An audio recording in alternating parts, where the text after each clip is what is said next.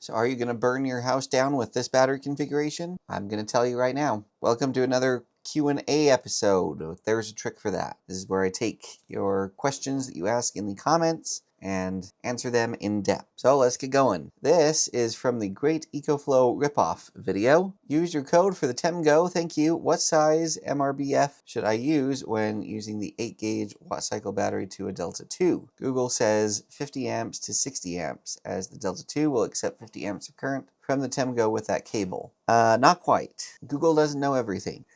I typically like to fuse 8 gauge cable at 40 amps. And technically what Google is saying, the 50 to 60 amps, is not true. Because if we're going to take the Delta 2, which can produce a maximum of 1800 watts continuously, divide that by the nominal voltage of the battery, 51.2, that's going to give you 35 amps of current that could potentially be going through that cable. Now you're never going to have full current because some of the current is still going to come out of the power station battery. And so what size should you size your fuse for? I would do a size 40 amp. That will protect your cable, and you should never see that blow or trip, even if you were close to max capacity on that particular cable. This comment is from Back to Basics DIY 12 volt solar power system. I see you have a potpourri of batteries wired together. I guess it's okay to use different brands for 24 and 48 volt setups as long as the voltage and amp hour match, I think is what he meant. The answer is yes, across all the voltages, including 12 volts. So here is my tower of power,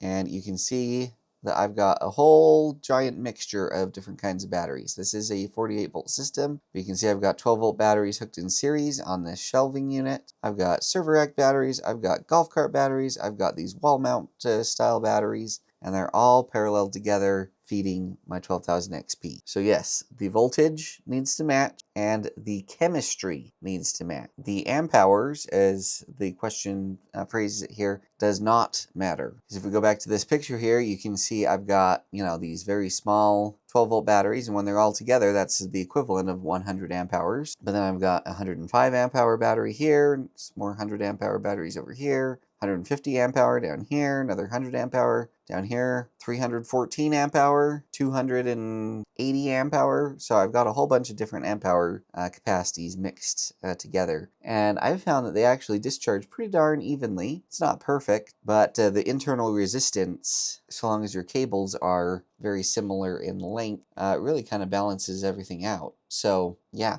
if you have the correct chemistry and voltage, you can mix and match battery sizes to your heart's content. This next comment is on a brand new one, my $599 battery. It's a server rack battery. It's pretty sweet. There's 4 bolts on each of the battery terminals, the positives and the negatives. What happens when your cable touches one of the 4 little bolts that are protruding out instead of being recessed? I think there might be a big spark period, and the voltage of 55.2 is extremely low in my opinion. So the first part of that question is in reference to these little bolts on the terminals. And yes, they are not recessed. From this angle, it's difficult to see the distance of standoff, but there is a fairly decent distance from where your terminal actually hooks up to these bolts. Now, if you were to turn your lug over, see how this kind of humps up and out? If you were to flip that over, there is a decent chance that this hump would touch one of these bolts. And yes, that could be a dead short. You could have sparks flying, you could have, overcurrent protection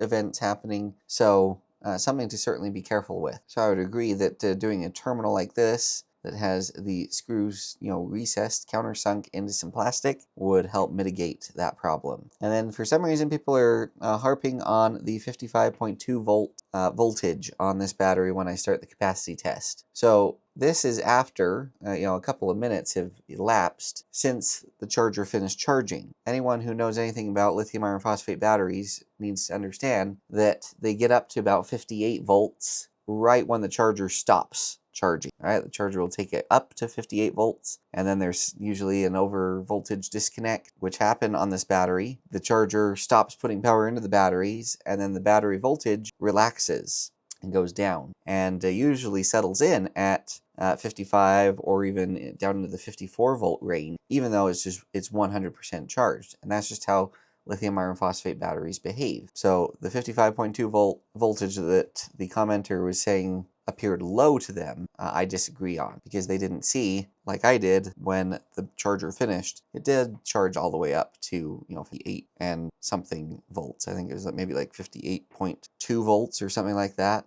So it definitely got fully charged. This next question is on how to install the $360 mini split heat pump. And this is a common question I've gotten a lot from a lot of people. How much in tools? Well, you have to remember, as I mentioned in the video, I am previously a HVAC service tech. I don't practice it anymore, but I have all the super fancy high-end tools. So obviously, I'm going to use the tools that I have at my disposal, so that's why I'm using the fancy tools. But the average person that's just doing a DIY project does not need to invest in fancy tools like this. So, how to answer that question? Well, there's this awesome thing called the video description with links in it. So let's just calculate the basic tools that you need. Flaring tool. Now this is a nicer one, but I think it's definitely worth spending maybe a little extra on a flaring tool so that you do it right and that they last. It's 107 bucks. I'm a firm believer in using Nylog, so let's go ahead and add 1477. This bugs me because they want me to add this to the cart to see the price. Anyway, let's just add 20 bucks for this. It's not that expensive, but easy math will do that. I do highly recommend a torque wrench. Could you do it without? Probably, but not as successfully. So let's go ahead and add that to the cost. And then here's the quote-unquote cheap vacuum pump and hose set. So if you get some of the nice-to-haves like the torque wrench and the big blue soap bubbles, we're looking at about $489.75 before tax. Combine that with, 460 bucks or whatever for the mini split, you're still coming out the door at a really good price for a mini split setup. And then don't forget that, these tools and stuff are 100% yours, right? So one-time cost, now you've got it, and now you have the chance of using them, in future installs. Because I guarantee you, once you do one mini split, you will figure out other places that you need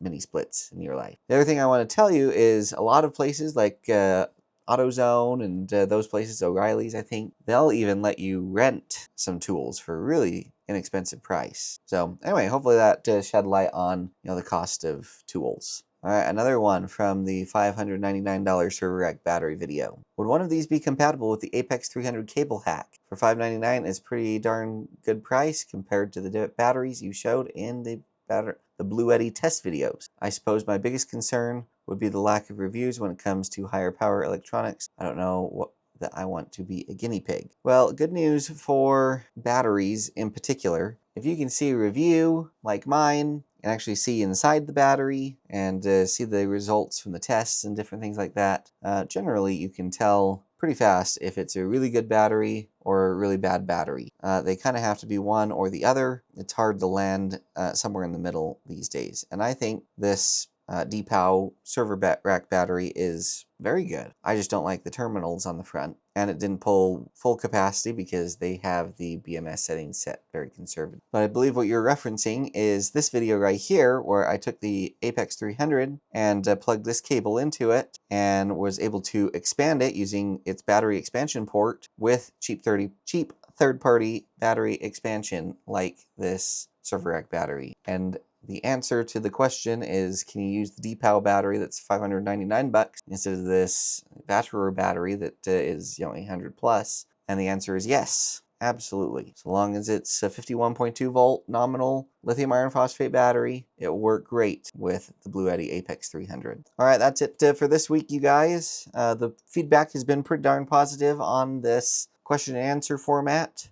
Still continue to provide your feedback and let me know if this continues to be valuable for you. And don't forget, in the description of all my videos, I've got a place where you can submit a guaranteed to be answered question by me, or you could sit down and do a one-on-one video consultation with me online. And my favorite new addition is this right here. This is a custom search engine I built for my YouTube channel. And here it is. So you could type the term EcoFlow right here, and this is going to go through and search my video titles, my video descriptions, as well as my video transcripts. And anytime something with these keywords is used, it will be here in the search results. It's even got timestamps and everything for you, so you can jump right to the part that you may want to see. This is incredibly helpful for my viewers because a lot of the time the questions or things they want to learn about have already been addressed in previous videos, but you just don't know what to search for or how to find it. And this solves that for you. So take advantage of it. I sure appreciate all of you. I love interacting with you and receiving your questions and providing these answers for you.